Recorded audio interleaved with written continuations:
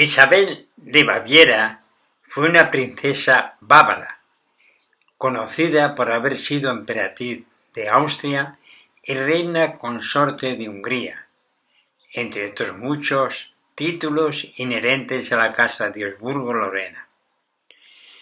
Se la conoce por su apodo, originalmente Sisi, transformado en Sisi a raíz de las películas de Ernst Marischka, gracias a las cuales todavía se la recuerda. Algunos autores sostienen que su sobrenombre había sido en realidad Lisi, derivado de Elizabeth en alemán, nacida con la dignidad de duquesa de Baviera y tratamiento de Alteza Real.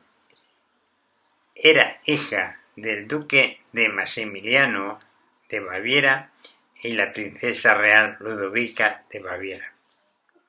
Educada como sus hermanos, lejos de la corte de Baviera, pasó la mayor parte de su infancia a caballo entre su ciudad natal y los salvajes parajes que rodeaban el castillo de Possenhoven, a orillas del lago de Starnberg, que su padre había adquirido para residencia de verano, y que pronto se convirtió en la residencia preferida de la familia ducal. En agosto de 1853, a los 15 años, Isabel acompañó a su madre y a su hermana mayor Elena de Baviera, quien familiarmente se apodaba Nené, en un viaje de residencia de verano de la familia real de Austria.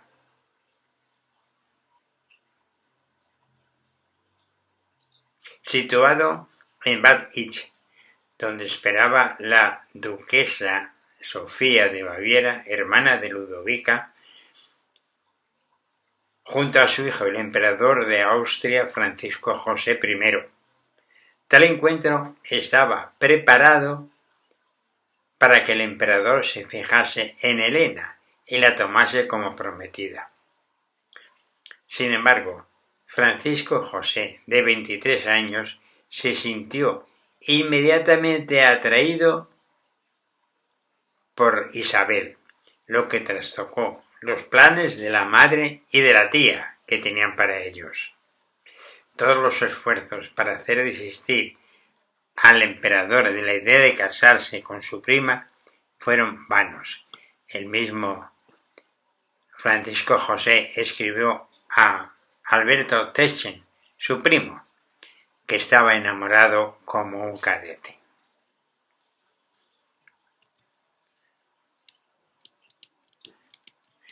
Un año después del encuentro, Isabel contrajo matrimonio con su primo, el emperador de Austria.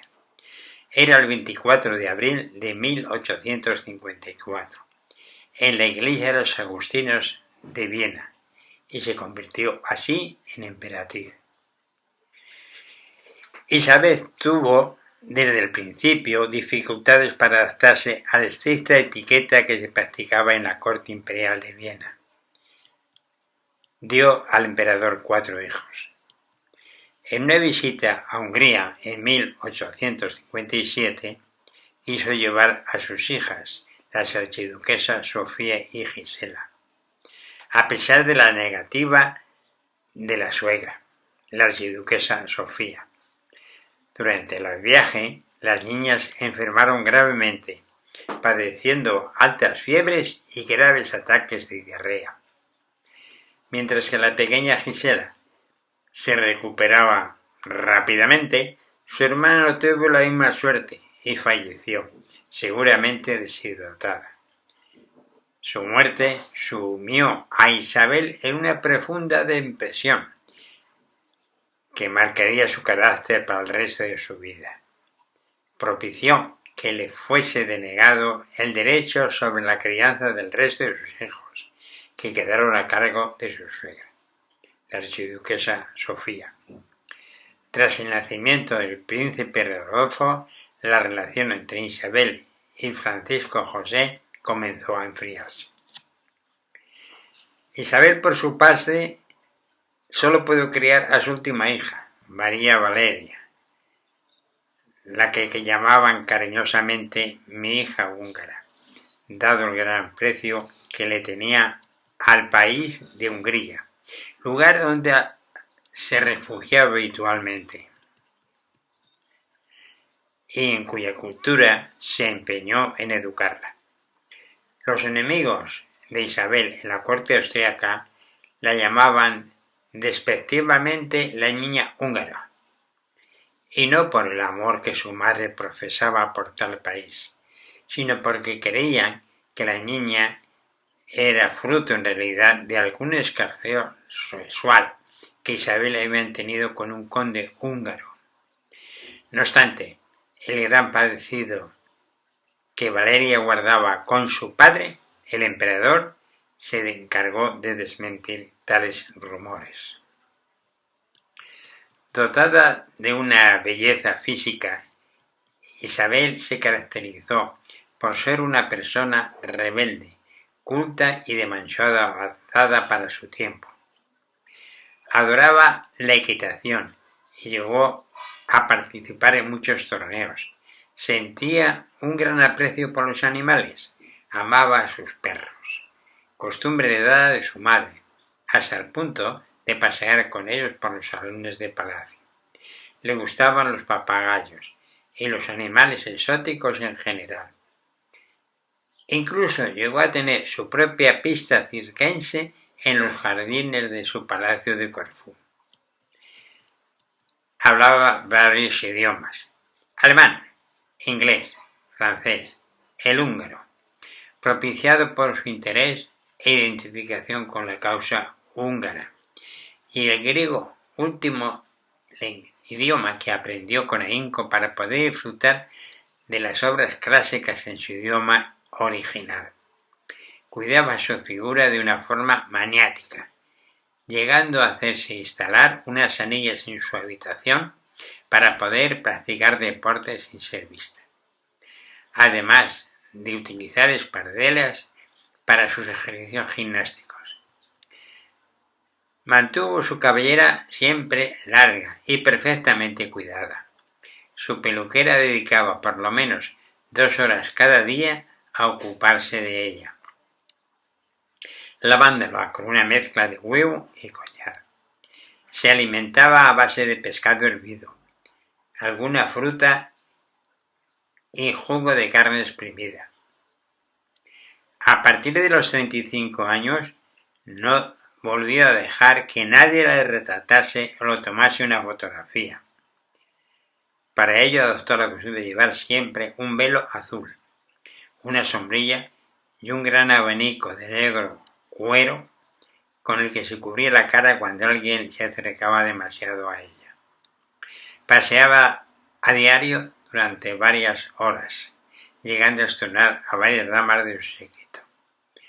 Adoraba viajar y nunca permanecía en el mismo lugar más de 2 semanas.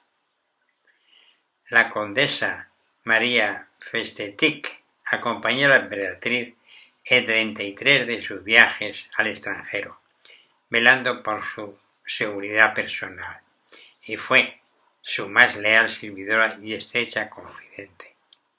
Disfrutó de la literatura, en especial de las obras de William Shakespeare y de Friedrich Hegel. Detestaba el aparato protocolo de la corte imperial de Viena.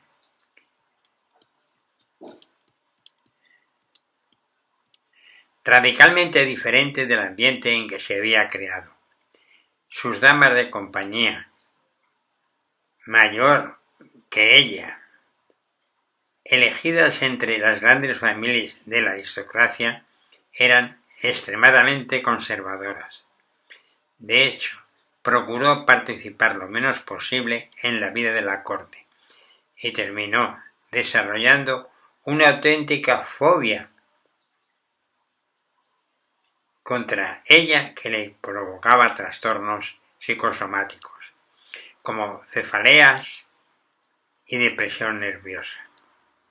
También, si es posible, se alejó de la vida pública.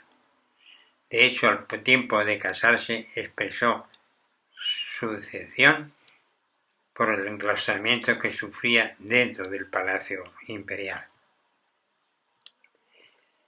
Fue una emperatriz ausente de su imperio, mas no por ello menos pendiente de los asuntos de Estado. Tras haber usado cualquier excusa para evitar un posible embarazo, Elizabeth decidió que quería un cuarto hijo. Esta decisión no fue solo una deliberada elección personal, sino también una negociación política. De esta manera se aseguraba que Hungría ganaría la misma posición que Austria. El compromiso austrohúngaro de 1867 creó la monarquía dual Austria y Hungría. Andrássy se convirtió en el primer ministro húngaro y en recompensa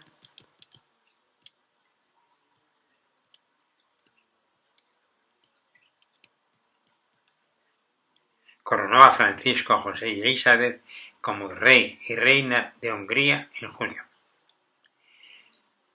Como regalo de la coronación, se le regaló a la pareja ideal una residencia en Godoló, a 20 millas de Budapest. Durante el año siguiente, Elizabeth vivió principalmente en Godolló y en Budapest, dejando sus descuidadas y resentidas tareas de Austria para hacer circular rumores sobre el hijo que estaba esperando.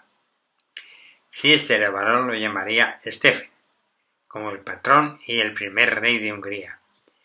Sin embargo, dio a luz una niña.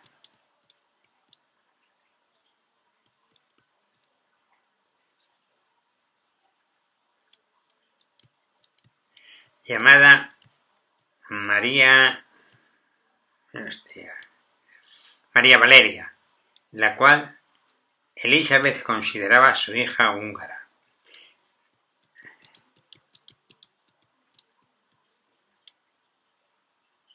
Nació 10 meses después de la coronación de los emperadores y se bautizó en Hungría en abril.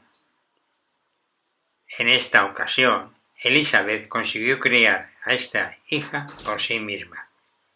Depositó todo su reprimido instinto maternal en su hija más pequeña, hasta el punto de sofocarla. La influencia de la archiduquesa Sofía sobre los hijos de Isabel y la corte terminó con su muerte en 1872. En 1899, la vida de la emperatriz cambiaría radicalmente a causa de la muerte de su único hijo y de las circunstancias en que ocurrió. El príncipe Rodolfo, que padecía trastornos psicológicos causados en parte por la estricta educación militar a la que fue sometido en su infancia, convenció a su amante, la joven baronesa María Becerra, para que se quitasen la vida junto a él.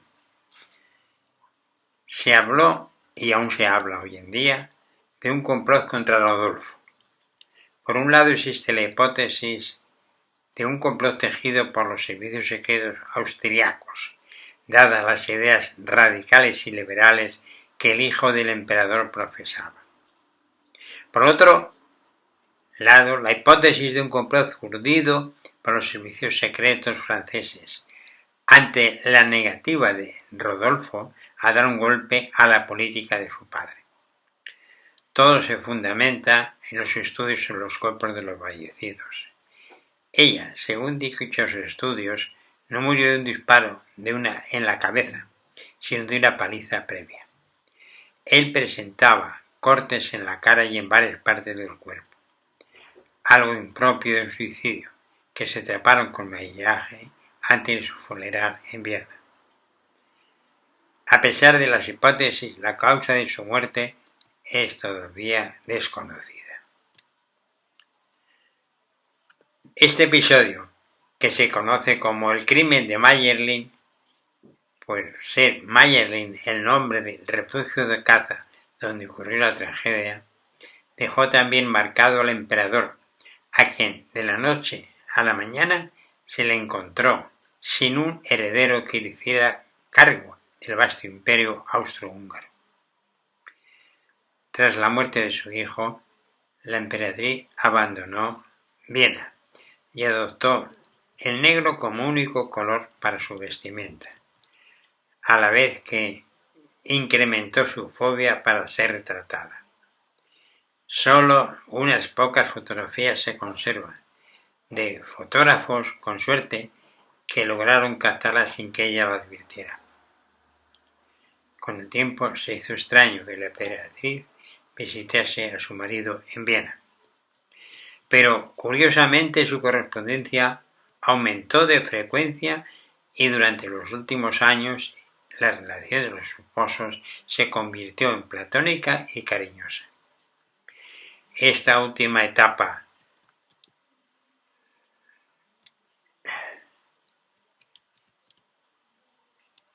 en la vida de la emperatriz estuvo marcada más que nunca por sus viajes. Compró un barco de vapor, al que llamó Miramar, y por él recorrió el Mediterráneo. Uno de sus lugares favoritos fue Cap Martin, de la Ribera Francesa, donde el turismo se había hecho constante a partir de la segunda mitad del siglo XIX. También pasó temporadas en el lago de Ginebra, en Suiza, en Austria, en Corfú, donde construyó su palacio, el H. en honor a Aquiles, uno de sus héroes griegos preferidos. Dedicó largas temporadas a aprender griego, con ayuda de su joven profesor Constantín Cristomanos. Además, visitó otros países como Portugal, España, Marruecos, Argelia, Malta, Grecia y Egipto.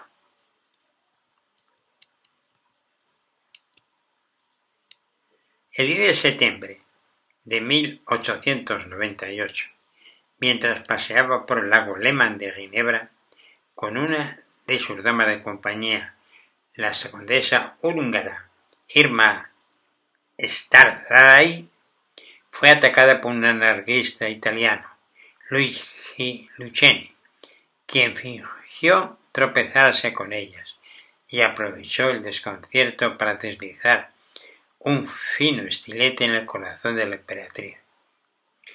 La seguridad personal de la emperatriz, por lo general, se hallaba confiada a otra condesa húngara, María Festetics, quien ya a su avanzada edad y con su salud debilitada había sido forzada a tomar un descanso. Por eso, en este viaje a Ginebra, acompañó a la emperatriz una dama mucho más joven, Irma. Al principio, Isabel no fue consciente de que lo había sucedido. Solamente al subir al barco empezó a sentirse mal y a marearse. Cuando se desvaneció, su dama de compañía avisó al capitán del barco de la entidad y regresaron a puerto. Ella desabrochó el vestido de la emperatriz para respirar mejor, y al hacerlo vio una mancha de sangre sobre el pecho, causada por el estilete, que le había provocado una mínima pérdida de sangre sobre el cuerpo, pero suficiente para causar la muerte. Luigi Lucchini estaba en realidad planeando un atentado contra el pretendiente al trono francés, un príncipe de la Casa Real, pero cambió de víctima al leer en un periódico que la visita del príncipe francés se había cancelado y que la emperatriz se encontraba en la ciudad. El cuerpo de la emperatriz fue trasladado a Viena, con un gran cortejo fúnebre que el protocolo dictaba. Fue sepultada en la cripta imperial, en la iglesia de los capuchinos. En vez de su palacio en la isla griega de Corfú, donde deseaba recibir sepultura realmente, como indicó su testamento. Junto a su sepulcro se encuentra el de su esposo y el de su hijo Rodolfo.